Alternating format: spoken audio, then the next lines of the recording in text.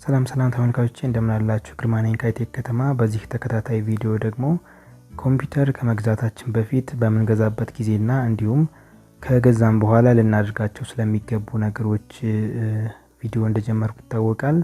በባለፈው ፕሮግራሜ ቅድመ ግዢ በሚል ርዕስ ኮምፒውተር ከመግዛታችን በፊት ልናቃቸውና ልናያቸው ልናስብባቸው የሚገቡትን ነጥቦች አንስቻለሁ።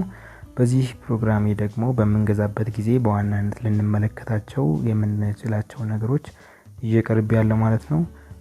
እንደሚታወቀው በባለፈው ፕሮግራሜ ኮምፒውተር ከመግዛታችን በፊት በዋናነት ልናቃቸው የሚገባ ነገሮች ወይም ልንለያቸው የሚገቡ ነገሮች እንደ ራም፣ የሃርድ ዲስክ፣ የፕሮሰሰር ጄኔሬሽን ወይም ደግሞ ኮር ሊሆን ይችላል ማለት ነው።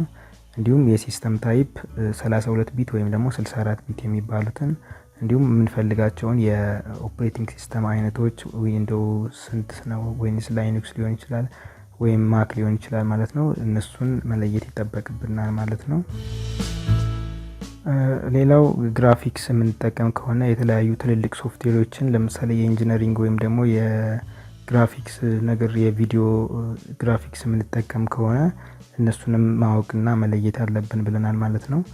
የስክሪን ሳይዝ ወይም ደግሞ ቲክነሱንም ሊሆን ይችላል መለየት ይጠበቅብናል ብለናል ባለፈው ፕሮግራማችን። ስለዚህ አሁን እነዚህን ለመለየት ደግሞ በዋናነት ኮምፒውተራችን ውስጥ በምንገዛበት ጊዜ ሄደን ማየት የሚጠበቁብንን ነገሮች ኮምፒውተራችንን ከከፈትን በኋላ የምንገዛውን ኮምፒውተር እሱ ነው አይደለም የሚለውን ቼክ የምናደርግበትን ፕሮግራም ነው ይዤላችሁ የቀረብኩት። ስለዚህ አሁን ወደ ዋናው እንግባና እንመልከት።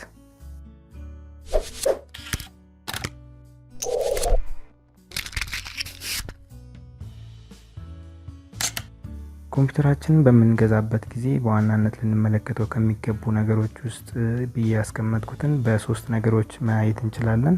የመጀመሪያው የዲቫይሱን ወይም የኮምፒውተራችንን ፕሮፐርቲ በማየት፣ ሁለተኛው ሲስተም ኢንፎርሜሽኑን በአጠቃላይ በመመልከት፣ ከዛም በሶስተኛ ደረጃ ደግሞ የግራፊክስ እና ሳውንድ ካርዶችን ምን ያህል አቅም እንዳላቸው መመልከት እንችላለን ማለት ነው። ስለዚህ እነዚህን አንድ በአንድ እንመልከት። የመጀመሪያው የሚሆነው ዲቫይስ ፕሮፐርቲ ነው። ስለዚህ ማይ ኮምፒውተር ላይ እንገባለን። የዲቫይሳችንን ፕሮፐርቲ በትክክል ማየት እንችላለን ማለት ነው። ለምሳሌ የሃርድ ዲስካችን የሲ እና የዲ ድራይቭ ወይም ደግሞ በአንድ ላይ ፓርቲሽን ሆኖ ካልመጣ በአንድ ላይ ሆኖ እዚህ ጋር መመልከት እንችላለን ማለት ነው። ሌላው የዲቫይስ ፕሮፐርቲያችንን መመልከት እንችላለን እንዳልኩት እዚህ የማይ ኮምፒውተር ላይ ወይም ዚስ ፒሲ ላይ የሚለውን ገብተን ራይት ክሊክ በማድረግ ፕሮፐርቲ የሚለውን እንገባለን ማለት ነው ወይም እንመለከታለን። ከዛ በመቀጠል የሲስተማችንን ወይም የኮምፒውተራችንን ኢንፎርሜሽን በአጠቃላይ እዚህ ላይ መመልከት እንችላለን ማለት ነው። ለምሳሌ ምን አይነት ዊንዶው ኢንስቶል እንደተደረገ ወይም ደግሞ እንዲሁም በሲስተም ውስጥ ደግሞ ምን አይነት ሲስተም እንደሚገኝ ፕሮሰሰራችን፣ ራማችን፣ የሲስተም ታይፓችንን መመልከት እንችላለን ማለት ነው በአጠቃላይ እዚህ የዲቫይስ ፕሮፐርቲያችን ላይ። ነገር ግን የማይታመን ነገር እዚህ ጋር ልነግራችሁ እችላለሁ። ምንድነው እሱ? ይሄንን ኤዲት ሊያደርጉት ይችላሉ ሻጮቹ ማለት ነው። ምናልባት አጭበርባሪ ከሆኑ ይሄንን ኤዲት አድርገው ዲስፕሌይ ለመሆን ብቻ ራሙንም ጨምረው ወይም ደግሞ ጄኔሬሽኑን ጨምረው ሊያቀርቡ ስለሚችሉ ወደ ሰፋ ወዳለውና ወደማይቀየረው ይጃችሁ ልናምራና እንመልከት ማለት ነው። ሌላው ወደ ሁለተኛው ያልኳችሁ ሲስተም ኢንፎርሜሽኑን ማየት ይጠበቅብናል ብያችኋለሁ። ይህንን መቀየር አይችሉም ማለት ነው። ስለዚህ ሰርች ባራችን ላይ በመሄድ ኤምኤስ ኢንፎ ማለት እንችላለን። ኤምኤስ ኢንፎ ወይም ደግሞ ሲስተም ኢንፎርሜሽን ብለን በምንጽፍበት ጊዜ ከላይ ሲስተም ኢንፎርሜሽን የምትል ጽሁፍ ያመጣልናል ማለት ነው። በመቀጠል በምንከፍትበት ጊዜ እዚህ ጋር በአራት ታቦች በዋናነት ያመጣልናል። የሲስተም ሰመሪውን አጠቃላይ ሰመሪ አድርጎ ያመጣልናል። የሃርድዌሩን፣ የኮምፖነንትና እንዲሁም የሶፍትዌሩን ያሉትን የሶፍትዌሮች አይነቶች በአጠቃላይ ይዞልን ይመጣል ማለት ነው። ይህንን በማስፋት መመልከት እንችላለን። እዚህ ጋር ሲስተሙን በመመልከት እንችላለን። የኦፕሬቲንግ ሲስተሙ፣ የቨርዥኑ እንዲሁም ደግሞ አሉ የተባሉትን በሙሉ መረጃዎች እዚህ ጋር ይዞልን ይመጣል ማለት ነው። በአሰብነው በምንመርጠው ወይም ደግሞ በሪኳየርመንታችን ልክ መምጣቱን እዚህ ጋር ቼክ ማድረግ እንችላለን ማለት ነው። ፊዚካል ሜሞሪ እዚህ ጋር አለ፣ ወይም ደግሞ ራም የምንለው ማለት ነው። 8 ጂቢ እንደሆነ ለምሳሌ እዚህ ጋር ይነግረኛል። ስለዚህ እናንተ የምትመርጡትን ኮምፒውተር እዚህ ጋር ቼክ ማድረግ ትችላላችሁ ማለት ነው። ሌላው እዚህ ላይ ሃርድዌር አለ። ሃርድዌራችን ይህንን መደመር ምልክት ክሊክ በማድረግ ምን ያህል የሃርድዌር የምንፈልገው መምጣቱን እዚህ ጋር ቼክ ማድረግ እንችላለን ማለት ነው በቀኝ በኩል።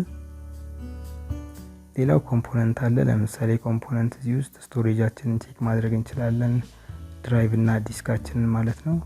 ምን ያህል ድራይቭ ወይም ደግሞ ቴራ ነው የፈለግነው ወይስ 500 ጂቢ የሚለው በእናንተ ዲፔንድ ይሆናል። ስለዚህ ለምሳሌ እኔ 140 ጂቢ እና እዚህ ጋር 238 አጠቃላይ እንዳለኝ ይነግረኛል ማለት ነው። እዚህ ጋር በአጠቃላይ መመልከት ትችላላችሁ። እንዲሁም የዩኤስቢ ምን ያህል ዩኤስቢ ሰፖርት እንደሚያደርግ ዩኤስቢ 3 ነው፣ ዩኤስቢ 2 ነው፣ እንዲሁም የተለያዩ መረጃዎችን እዚህ ጋር ማግኘት ትችላላችሁ ማለት ነው። እዚህ ጋር አንድ ልነግራችሁ የምፈልገው ነገር ምንድነው፣ የምንፈልገውን የሲስተም ሰመሪውን አጠቃላይ በቴክስት መልክ ኤክስፖርት አድርገን በዋናነት መመልከት እንችላለን ማለት ነው። ለምሳሌ ይህንን የሲስተም ሰመሪ ኤክስፖርት አድርገን መመልከት እንድንችል ኤክስፖርት ለዋለው ማለት ነው። ከዛ በመቀጠል ስፔክ ለምሳሌ ብለው ካሁን ቀደም የጻፍኩት ስላለ ነው ስፔክ በማለት ሴቭ ብለው ኤክስፖርት ያደርግልናል ማለት ነው። እስከዛ ግን በሶስተኛ ደረጃ ያለውን ነገር እንመልከት። በሶስተኛ ደረጃ የምንመለከተው በሶስተኛ ደረጃ የምናገኘው ምንድነው የዲስፕሌይ እና እንዲሁም ደግሞ የሳውንድ ድራይቨሮችን ወይም ካርዶቻችንን የት ማግኘት እንችላለን፣ ወይም ዝርዝራቸውን የት ማግኘት እንችላለን። የገዛነው ኮምፒውተር ድራይቨር የካርድ የቪዲዮም ሊሆን ይችላል፣ እንዲሁም የሳውንድ ካርድ መኖሩን የት ላይ ማየት መመልከት እንችላለን የሚለውን መመልከት አለብን ማለት ነው። እሱም እንደቀደሙ ሰርች ባራችን ላይ በመግባት ምንድነው ብለን የምንጽፈው ዲኤክስ ዲያግ ብለን ኢንተር በምናደርግበት ሰዓት የዳይሬክትስ ወይም ደግሞ የሳውንድ እና የዲስፕሌይ ካርዳችንን ዝርዝር የያዘ ነገር ይዞልን ይመጣል ማለት ነው። ከዛም ውስጥ ለምሳሌ ሲስተማችንን አጠቃላይ መረጃ ቅድም ሲስተም ኢንፎርሜሽን ላይ ስንመለከተው የነበሩት ነገሮች እዚህ ጋር እናገኛቸዋለን። የዲስፕሌይ ድራይቨራችንን እዚህ ጋር እናገኘዋለን፣ ወይም ደግሞ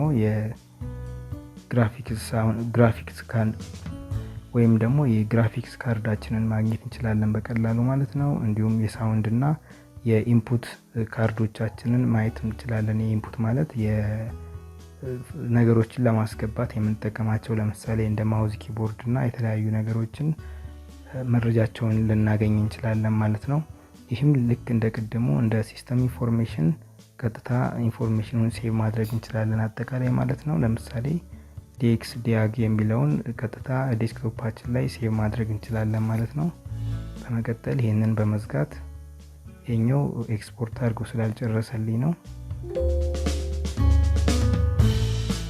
እስኪጨርስልኝ ድረስ የቅድሙ ዲኤክስ ዲያግን መመልከት እንችላለን። ዲኤክስ ዲያግ ጨርሶልኛል እዚህ ጋር ሴቭ አድርጎ ማለት ነው። ይህንን ይመስላል። በቴክስት መልክ ፕሪንት ማድረግ እንችላለን። ሙሉ ዝርዝር መረጃዎችን እዚህ ጋር አስቀምጦልኛል ማለት ነው።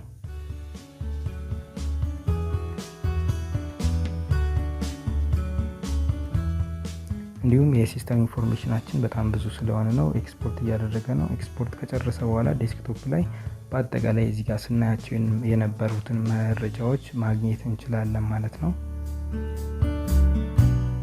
ስለዚህ እናንተ የመረጣችሁት የኮምፒውተር አይነት መሆኑን በአጠቃላይ ውጭውን ብቻ በማየት ሳይሆን ውስጡንም በዚህ መልክ አይታችሁ የምትፈልጉት መሆኑን ማግኘትና መግዛት ትችላላችሁ ማለት ነው ጓደኞቼ። ስለዚህ እንደወዳችሁ ተስፋ አደርጋለሁ። በክፍል 3 ኮምፒውተሮችን ከገዛም በኋላ መጀመሪያ አዲስ ኮምፒውተር ሊሆን ይችላል ማለት ነው። ከገዛም በኋላ ምንድነው ኮምፒውተራችን በትክክል ለመጠቀም ያሉብን ወይም ደግሞ ያሉብን ነገሮች በትክክል ለመጠቀም የምናደርጋቸውን ነገሮች ይዤላችሁ ቀርባለሁ።